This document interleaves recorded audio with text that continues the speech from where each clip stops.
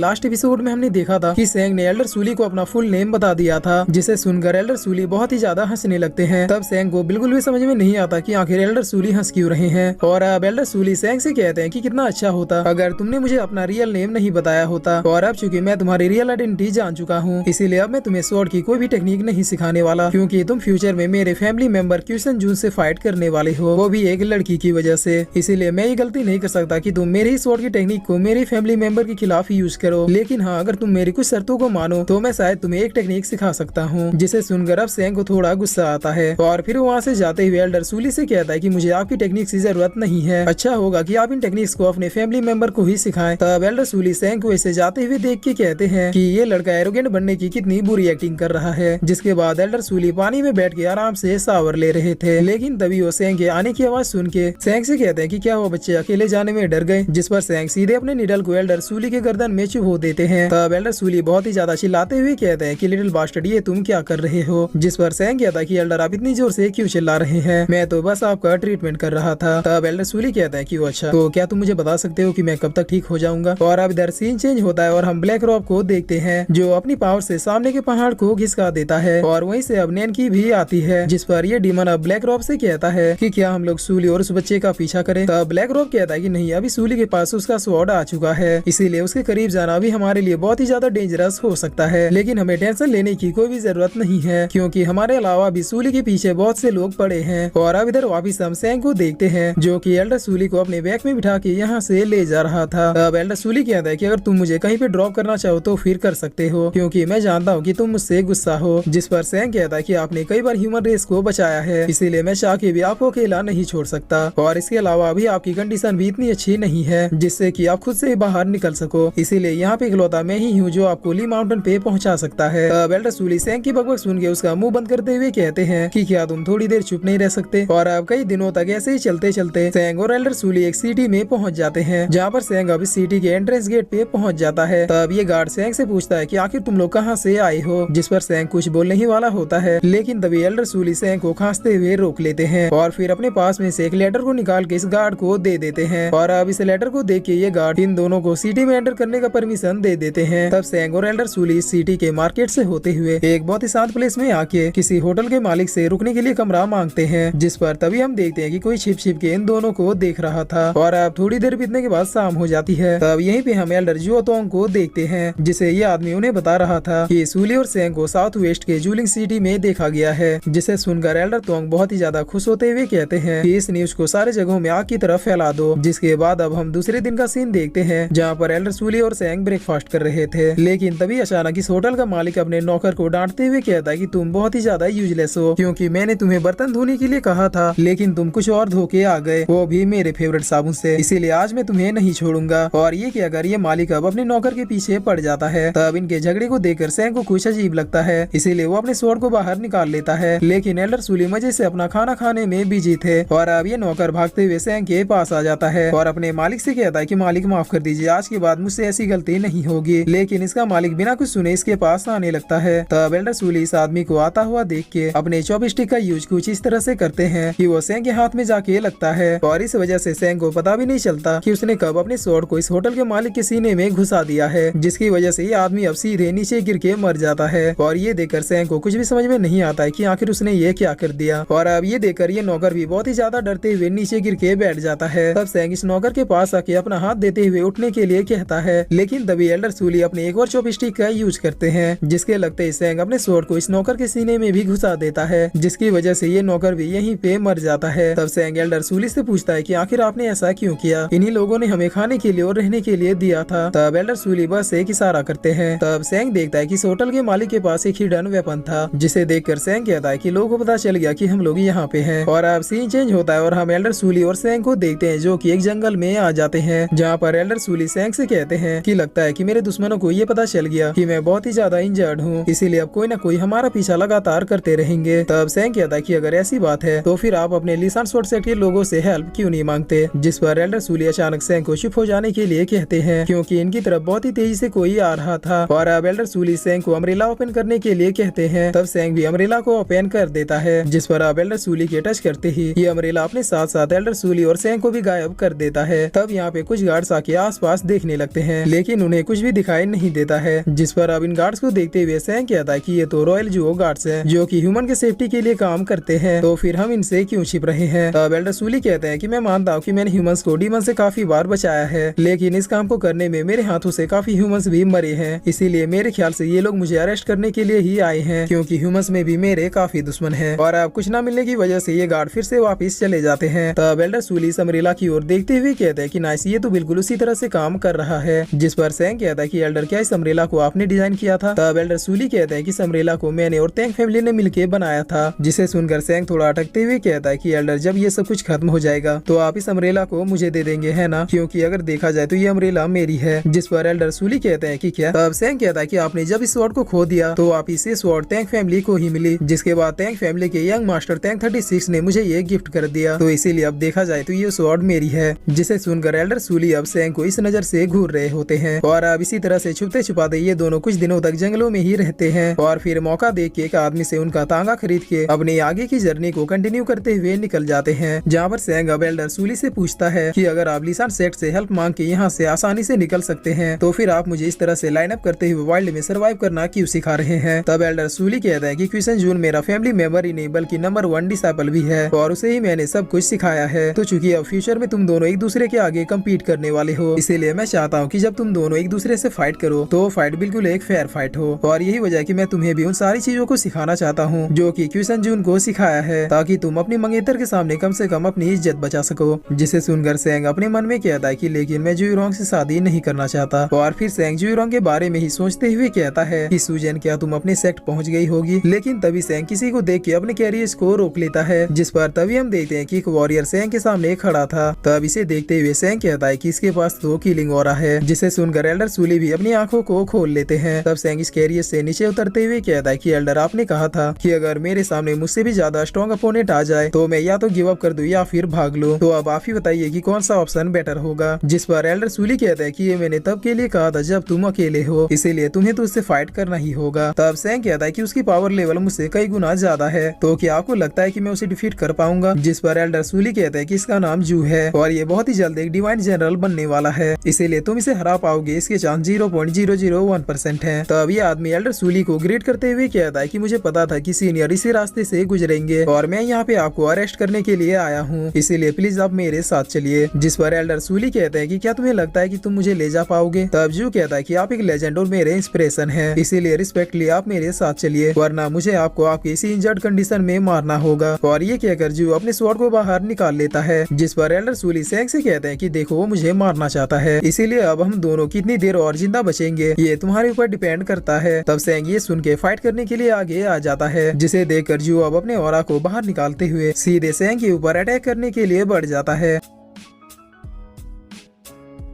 और फिर इसी के साथ ये एपिसोड यहीं पे खत्म होता है।